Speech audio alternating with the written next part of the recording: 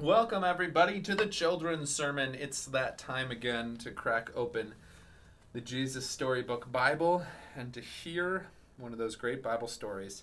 This week, it's one that I'm guessing you've heard before in some way, shape, or form. Daniel and the Scary Sleepover is what they call it in the Jesus Storybook Bible. This is about Daniel and the Lion's Den, a Sunday school favorite.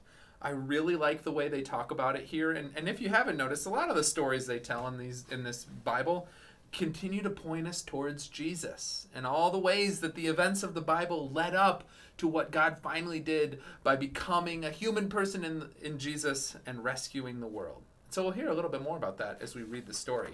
Just a word. We're reading Daniel in the Lion's Den because we're in the season of Epiphany. And the word epiphany means revelation or discovery. It's a way when you say, aha, I get it. And you're going to hear in this story about how King Darius has an epiphany as it goes along. I've already said too much. I don't want to spoil it. Let's hear the story. Here we go. Things were not looking good for God's people. They had been captured and taken far from home, and now they were slaves of the king of Babylon. But God had not left his people. He was with them, and he was looking after them. Daniel loved God and obeyed him. Now, God made Daniel able to understand lots of different things, so it wasn't long before the king of Babylon noticed him. King Darius liked how clever Daniel was, so he made Daniel his most important helper of all and put him in charge of lots of other helpers. But the other helpers didn't like this. They wanted the king to like them best. They wanted to get rid of Daniel. So they spied on Daniel. They tried to find things wrong with Daniel, things they could tell the king, things they could, but there weren't any. None. They couldn't find anything at all, except there was just the one thing. Every day, 3 times a day, without fail, no matter what, Daniel went to his room, closed the door, and prayed.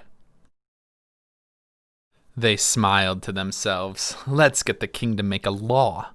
No one is allowed to pray to anyone except to the king. Daniel won't obey this law, and he will be punished. They were pleased with themselves for being so clever and hurried off to tell the king. The king liked their idea. He didn't know they were tricking him, so he made it into a law. Everyone must pray only to me. If you don't, the lions will have you for their dinner. Daniel heard this. He knew it was wrong to pray to anyone except God. He had to do what God said, whatever it cost him, even if it meant he would die. So Daniel went to his room, closed the door, and prayed. That's just what the bad men knew Daniel would do.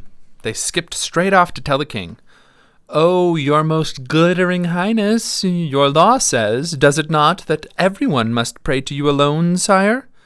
"Yes," said the king.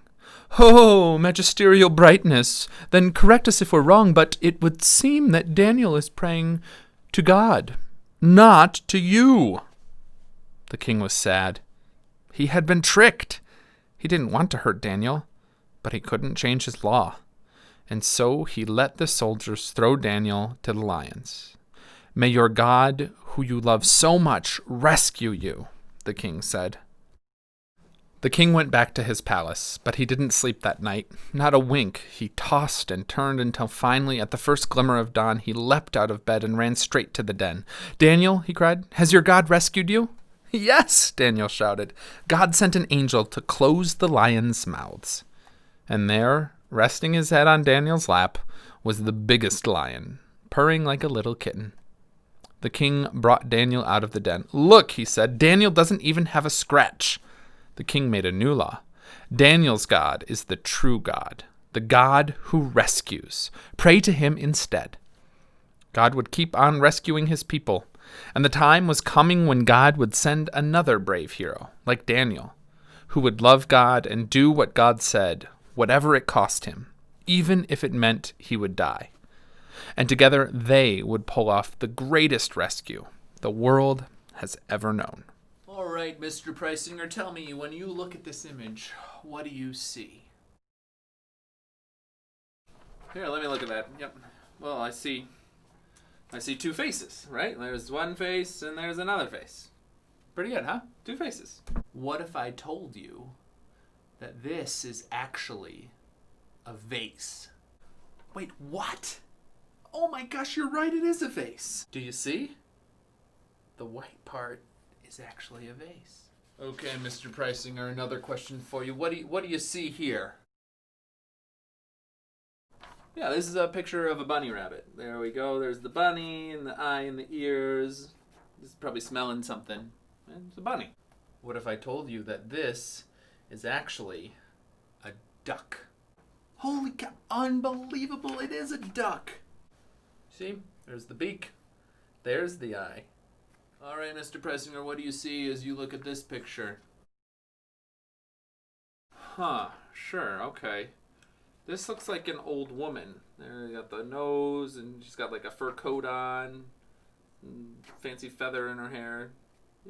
There's one eye, there's the other eye. It's an old lady. What if I told you that it's actually a young woman turning her face to the side? I see it now. Yeah, aha! Oh my, it's a young woman. Oh my gosh, amazing. Okay, last one. Mr. Preisinger, what do you see here? Oh, that's easy. That says Jesus. No problem. What do you mean? No, this is just a bunch of blocks. This isn't a... Oh my gosh, you're right. It does say Jesus, doesn't it? Huh, right there in the gaps.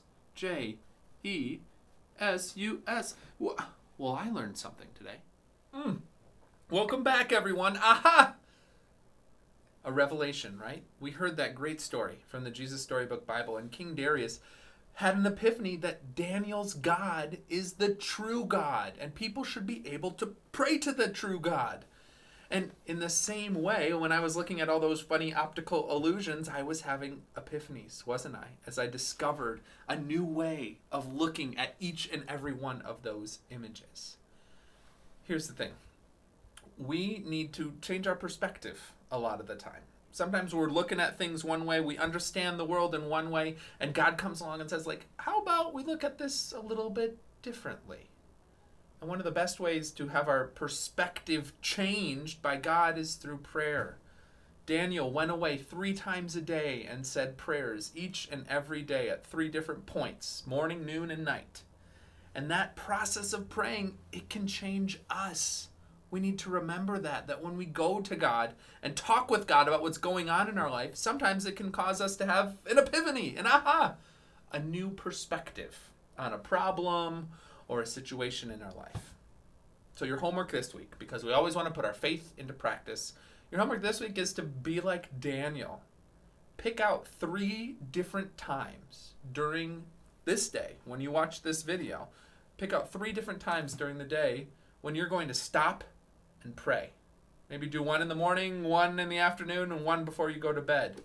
But take real time to pray and see if that maybe changes your perspective on some things. See if God gives you an aha moment in the midst of all of that.